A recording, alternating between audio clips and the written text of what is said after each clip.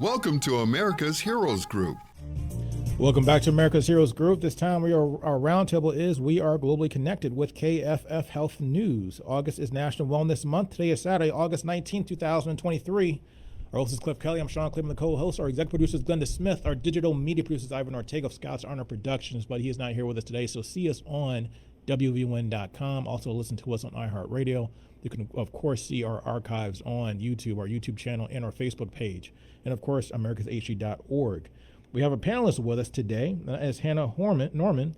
She's a video producer and reporter at KFF Health News based in Washington, D.C., and Patricia Kime, an independent journalist and author, and has covered military and veteran healthcare since 2011. Patricia is the wife of a retired U.S. officer, Marine Corps veteran. We're going to talk about the article they wrote together called Pioneering Study Links Testicular Cancer Among Military Personnel to Forever Chemicals. And we're going to talk about those forever chemicals. How you guys doing today? Hi, doing well, great.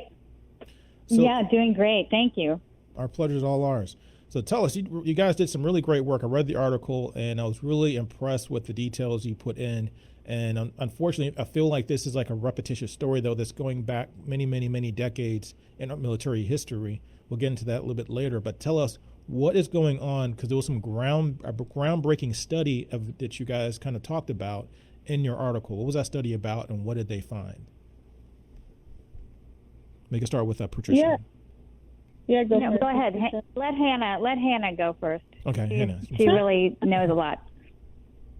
Well, it's a new federal study that shows for the first time a direct association between PFAS, which is a PFAS chemical, which is found in the blood of thousands of military personnel, and testicular cancer. And it was actually done using the blood serum bank in Silver Spring, Maryland. So they had 500 service members with testicular cancer and then 500 controls, and they were able through that study to see an association. And it's one of the first studies to actually look at the military population and look for PFAS, so that also makes it a big deal.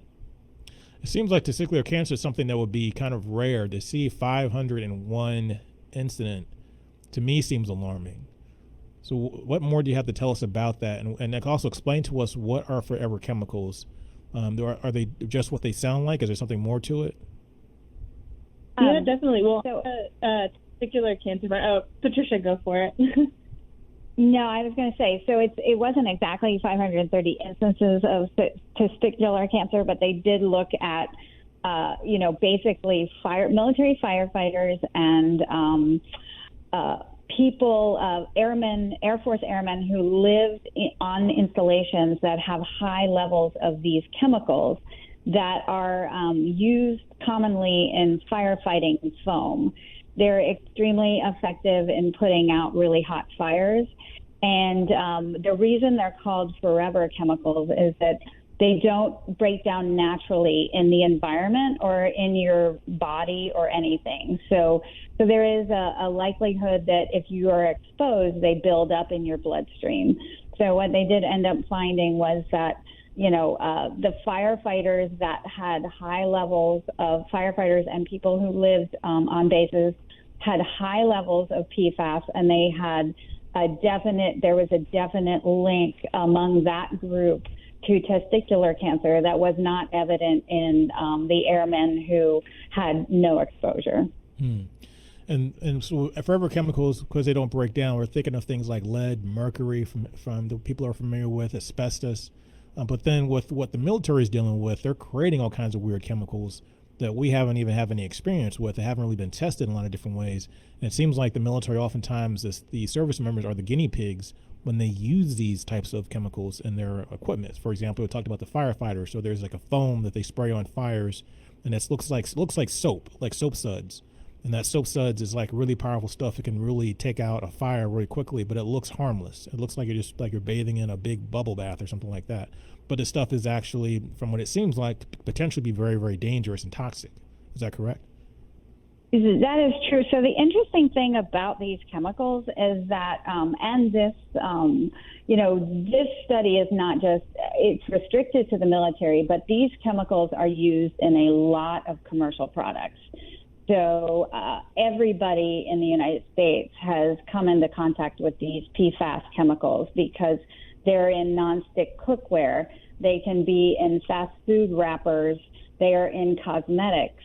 They are in non-stick, they're in things like Scotch Guard and all that coatings that you put on your couch to make sure that they don't get stains on them.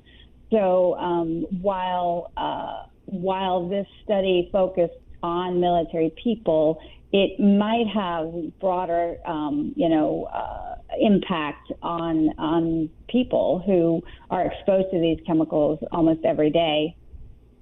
So Hannah, what can you tell us about the history of these types of complaints from service members and what has been done about that? We had recently, we're talking about this in the backdrop of the PACT Act. So the PACT Act just came out recently where people were talking about and getting treatment for and compensation for being exposed to burn pits. Tell us more about the history so people have an understanding of why this is such a serious issue and kind of alarming and disconcerting for people that are military veterans. Yeah, so the military first documented health concerns around PFAS decades ago, like in the 70s, looking first at, fatalities in fish and mice. But then you go back to the early 2000s, and actually there were concrete warnings issued and whatnot. But it went the risks weren't really relayed to service members. And in fact, we talked to one fireman who was working in the early 2010s in an office and saw emails floating around about PFAS chemicals that said they were concerning, but they didn't know what they meant. And in fact, they were told that it was just similar to soap, perfectly safe. And that dates way past the science that was showing concerns. Wow. So oftentimes, which is a common thing, and we see this in popular culture, but also in just mainstream media and news reports, where service members are exposed to chemicals, but they're told, oh, don't worry about it, it's not a big deal. But then years later, we have all these stories about Agent Orange, we have all these stories about burn pits, we have all these stories about other chemicals that people are exposed to, radiation from nuclear testing and the like, syphilis, all kinds of stuff going on. So, what is being done about this? What's the military stance on this now, Hannah? Yeah, well, it's slowly starting the decades-long process to do a lot of cleanup on the bases, but they're currently still more in the assessment phase, testing for PFAS, seeing where the chemicals are. On the health side of things, not too much has been done. The one thing that we are seeing is that Congress mandated that military firefighters get blood tests for PFAS, so they're able to see what their levels are and consult their doctors, although the literacy around PFAS chemicals in the clinical community is relatively low because people don't really know what to do with these tests once they see the results, doctors included. So that's something we're kind of seeing play out right now. And Patricia, so are they getting more serious about using protective gear or PPE? I noticed in one of the photographs in your article, there was one guy who's playing with these PFAS, and he's totally suited up. He's like Mop Gear 10, and then which is a military jargon, but there's no such thing as Mop Gear 10. Mop level 10 anyway. But anyways, so it goes up to 4. But so he's in he's suited up. He's in rubber boots. He's in all kinds of stuff. But then there's a guy next to him in a t-shirt, short sleeve t-shirt, with some waders on or whatever, just knee deep in the foam. It seems like. Are they taking it more serious and make sure that service members are wearing the proper gear when they're encountering these chemicals? Well, there's a few things DOD has done. A few years ago, they stopped using firefighting foam that contained PFAS in training exercises like those ones that you saw in the photos. They kept PFAS, it's called aqueous form-filming foam. They kept that for operational use.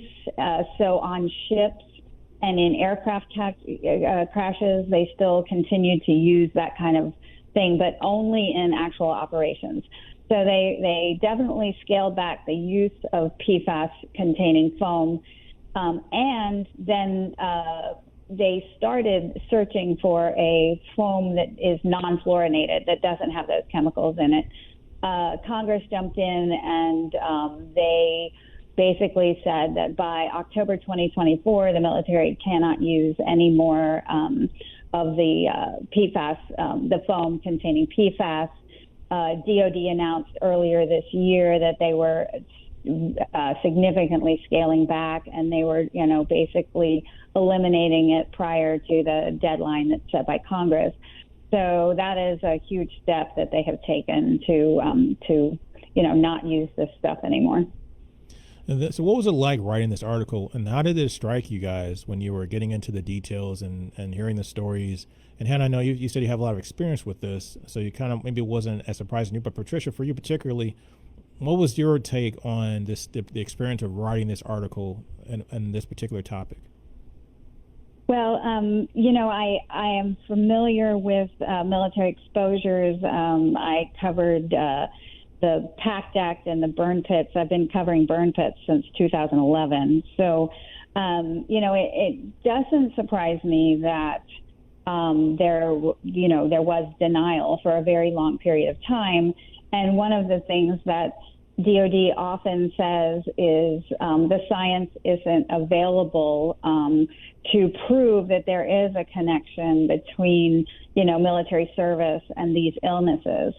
So I think, the most groundbreaking thing about this study was this is a study that, people, service members who have testicular cancer and may have been exposed, they can take this study and, they may be able to use it at least, for their doctors to go to the VA and say, hey, this person has this, and there's a study now that says this is service connected, so then they'll be, able to get medical care and disability compensation. So, all of these studies that prove a link are very helpful to vets, and that's what I find heartening.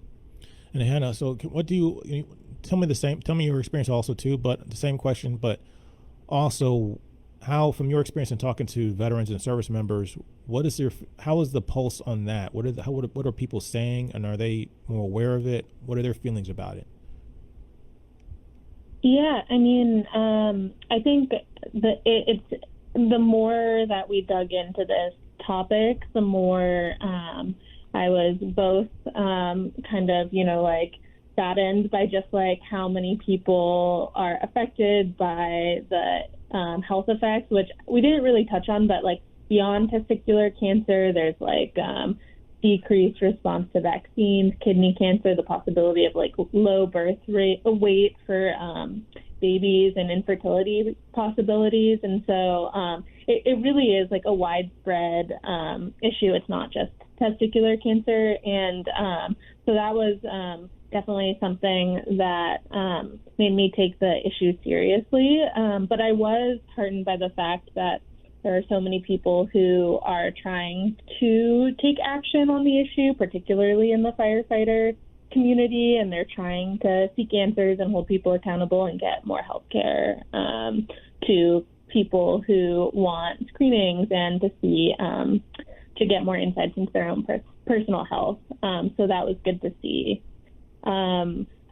On the testicular cancer front, I just wanted to mention quickly, because to circle back on that, is that it is a rare cancer, but it's the most commonly diagnosed cancer among young adult men, and that's largely the age demographic of the men in the military. And so there are, it's the most commonly diagnosed cancer in the military, among military personnel as well. So that's why it is a big deal, I would say. Wow. And then also in your article, you mentioned that there's legislation to test servicemen for exposure. Senator Jean Sheehan, a Democrat from New Hampshire, she introduced a bill, the PFAS Exposure Assessment and Documentation Act. So what's going on with that? Is that something likely to get legs and get action on, or where do you see that going? This is for Patricia. Yeah, there are a number of initiatives in Congress right now. One is you mentioned Senator Shaheen's bill, and there's one to make the VA test for PFAS and ease disability compensation for illnesses that may be related. There is another that they want to test all of the everybody in the military, and also, people who have lived on bases where these chemicals are in high concentrations. A couple of those legislative actions are in the current version of the National Defense Authorization Act. So that is what usually is called a must-pass bill. But right now the Senate and the House are going to go into negotiations about that bill, and Congress is struggling to pass some bills this year. So we'll see what happens. But that is there is a chance that there may be testing for DoD and military dependents. That's probably got the strongest likelihood of getting into a bill and getting passed this year. Well, I'd like to see as a regular occurrence, but it's because the military has such a long history, and because we're using such technology with not just with chemical warfare and just agents for different things, like firefighting or just lubricants for machinery or equipment, all kinds of different things you're exposed to, and you have no idea what some of these chemicals are. I remember when I was working on a project shortly after the military, and one of the guys was explaining to me, it's like, as you get closer to a lot of airports, you find that the rare diseases start to increase the closer you live around the exhaust pattern of a major airport, like an international airport. Because in the jet fuel, there's all kinds of crazy compounds, and there's not even names for some of these compounds, unless you can just read off the chemical composition of it, but there's really no name for it because it's a weird reaction that comes from combustion of jet fuel. You know what I'm saying? So if you have that thing going on with chemicals, things that you use every day in jet fuel, imagine all the myriad of different things that are being used in the military every single day for various different reasons, whether it be for warfare or whether it be for just everyday, things like firefighting or cooking or building machinery. So I'd love to see all veterans have some kind of monitoring, not just testing, but monitoring of their blood levels to make sure that they're not exposed to strange chemicals. So they don't have to go and sue the government 30 years after their service and rely on something like the PACT Act to get compensation for some kind of horrible thing that happened to them while they were exposed to something in the military. Does that make sense to you guys? Yeah, definitely. Yeah. I mean, that's what sounds great. One thing that experts did tell us is that, with studying PFAS in particular, it is hard to single it out with some of these health concerns because of all the exposure to different chemicals. So that you're definitely onto something there. Yeah, so about a minute left. So tell us, where can they read your article? Patricia? Well, it's KFF Health News is a nonprofit foundation news organization, and we have a website where they can read it, but they can also just Google testicular cancer and PFAS, PFAS. And it has been running, it's run on PBS, it's run USA Today, it's been picked up in a wide variety of places. So I think it's probably easy to find. So do that, guys. Look up KFF, go to KFF Health News, and then just search in the search box, testicular cancer, pioneering study links for testicular cancer among military personnel to forever chemicals. Thanks for you guys' time. Thanks so much. Thank you. This is America's Heroes Group. We'll be right back.